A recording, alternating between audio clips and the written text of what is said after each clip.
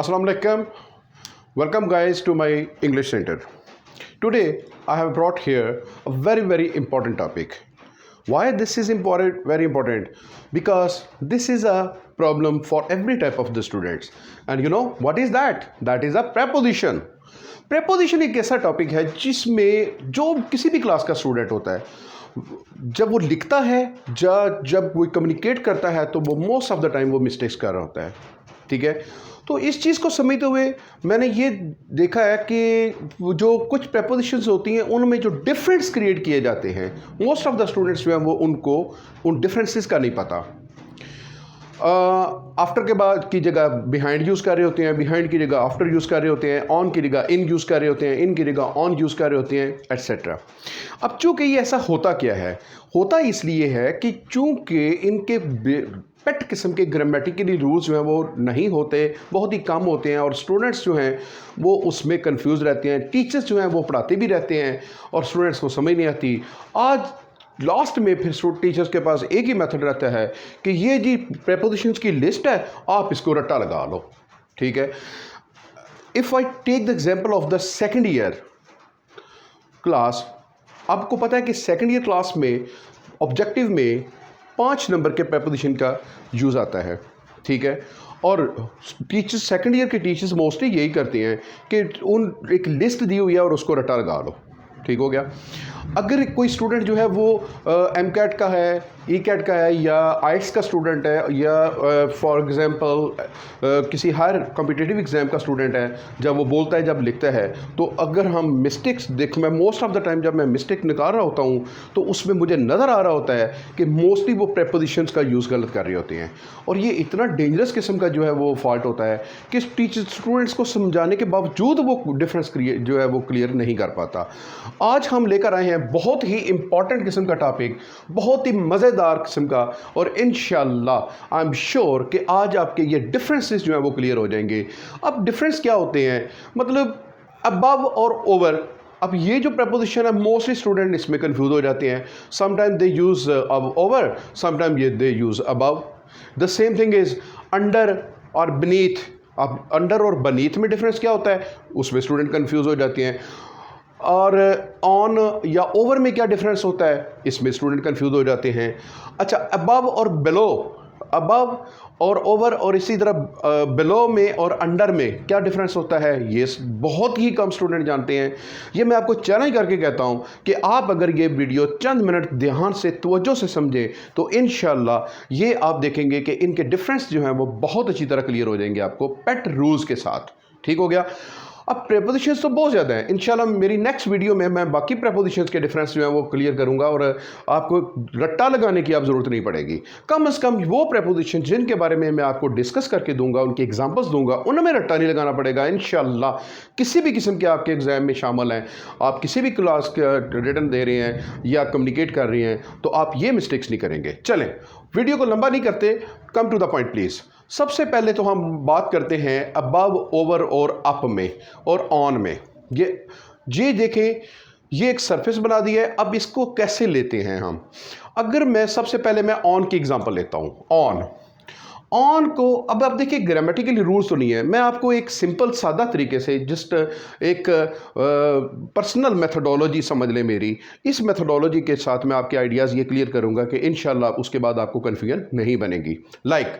अब जब आप यूज़ ऑन करते हैं तो ऑन का कॉन्सेप्ट ये ज़हन में रख लें कि ऑन में कोई भी चीज़ होती है वो सरफेस को टच कर रही होती है. ठीक हो गया.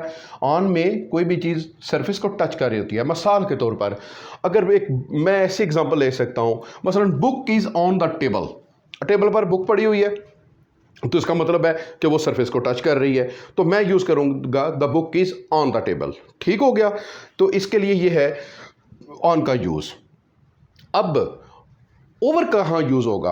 अब अगर ऐसा है कि ठीक ओवर में ये होता है कि ठीक 90 के एंगल पे यानी सीधा ऊपर अगर कोई चीज़ होगी तो उसके साथ हम प्रेपोजिशन ओवर लगाएंगे. ठीक हो गया. मिसाल के तौर पर अगर एक टेबल है, ठीक है, और उसके ठीक ऊपर फैन लगा हुआ है तो फिर हम क्या बोलेंगे, fan is over the table. Fan is over the table. इसका मतलब है कि जहाँ टेबल है ठीक उसके ऊपर जो है वो फैन लगा हुआ है। तो इसका मतलब ये हुआ ऑन में और ओवर में समझ आ गई हमें। अच्छा, अब उसके बाद जो आ जाता है अबव कहाँ आ गया।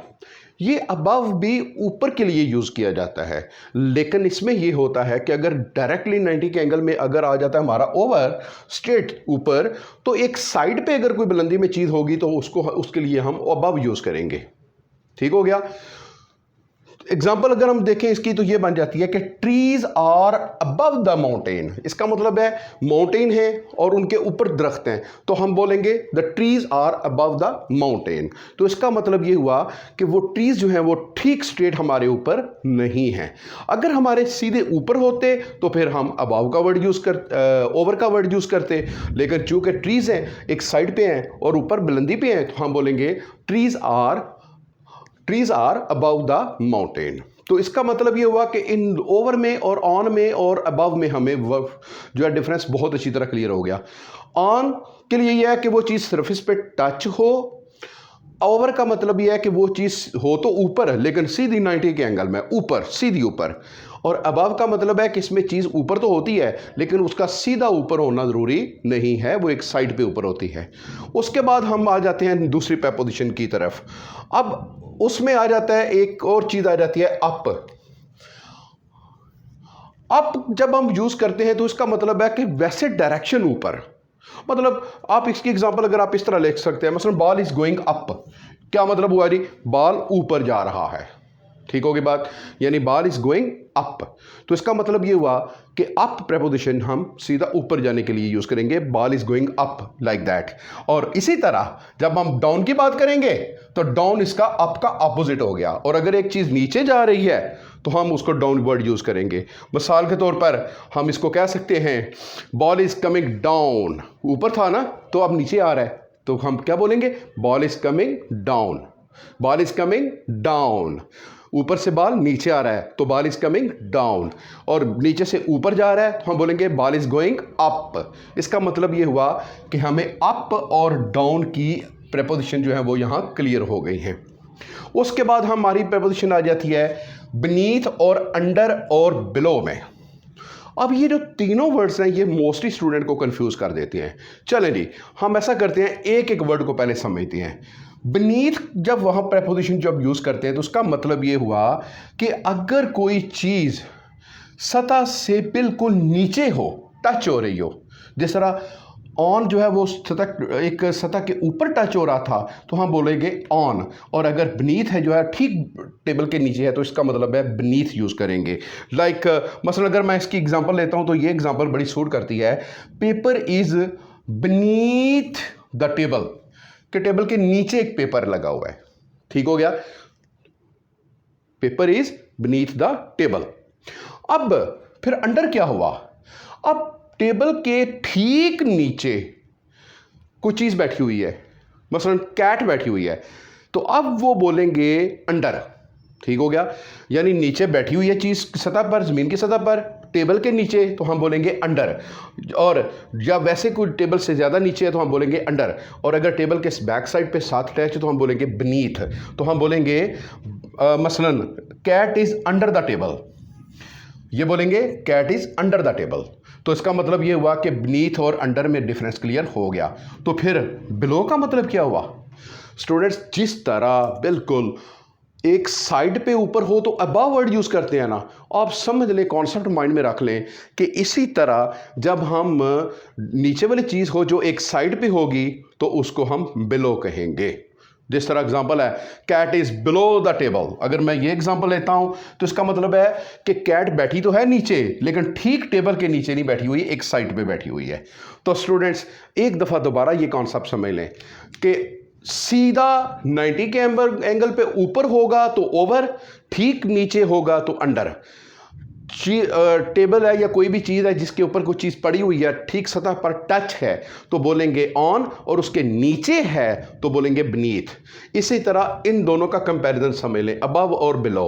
अबव अपर के लिए लेकिन एक साइड पर, ठीक अबव ओवर की तरह 90 के एंगल में नहीं, और बिलो नीचे लेकिन एक साइड पर, ठीक अंडर की तरह नहीं। स्टूडेंट्स क्लियर होगी बात। और इसी तरह दोनों चीज़ों का अप डाउन का ये कॉम्बिनेशन याद रख लें, सीधा ऊपर होगा तो अप और नीचे होगा तो down. Students, that was the difference between above, over, up, down, on, beneath, under and below. I hope ये आपको आसान और बहुत ही सिंपल सा मेथड आपको याद रहेगा, और आप काइंडली इस डायग्राम को याद रखें। आप अपनी कॉपीज़ पे बना सकते हैं और इस चीज़ को आइडिया रख लें, फिर कभी इंशाल्लाह नहीं बोलेगा। आप इसका स्क्रीनशॉट ले सकते हैं। I hope you will like that video. Thank you very much. Please don't, if you want to get more information about the different lectures, please don't forget to subscribe my channel. Thank you very much. Next video में इंशाल्लाह हम next prepositions की बात करेंगे, और ये specially एक gift होगा सेकंड ईयर के स्टूडेंट्स के लिए, और वो स्टूडेंट्स के लिए, उन स्टूडेंट्स के लिए जो प्रेपोजिशन में डिफरेंस क्रिएट नहीं कर सकते। Thank you very much.